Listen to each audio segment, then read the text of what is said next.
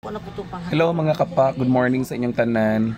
Share lang nako sa inyo kanang about sa kanang lifestyle bitaw sa mga tao-tao, char. Kanang lifestyle. Kanang nagmeeting tayo merong buntag niya. Among gimitingan importante kay. Nagmeeting mi bahin sa amo ang koan, sa amo ang kanang kahimtang. Okay. Ang akong silingan ay problema. Gi-share niya sa ko ay ako po na po kay problema. Ako po isa ka silingan nag-share po yung mga sila. So, nag-sharing mi og amo ang mga problema niya. Nag-sharing pud mi og kanang mga solution sa mga problema.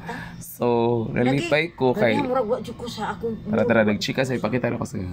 Wala jud ko sa akong kuan. Ingon ko usaon na lang ako. Yawas kalay. Napay isa.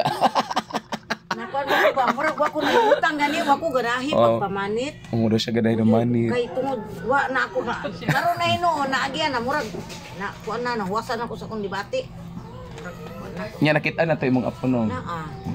Ato na ko sa kirid sa butik. Ang iyang problema mga kapakay kuan kanang iyang apo kay ning nagtanan underage pa niya na hospital ang anak-ana niya. Ang isa pag kasilingan kay ang bana wala huli.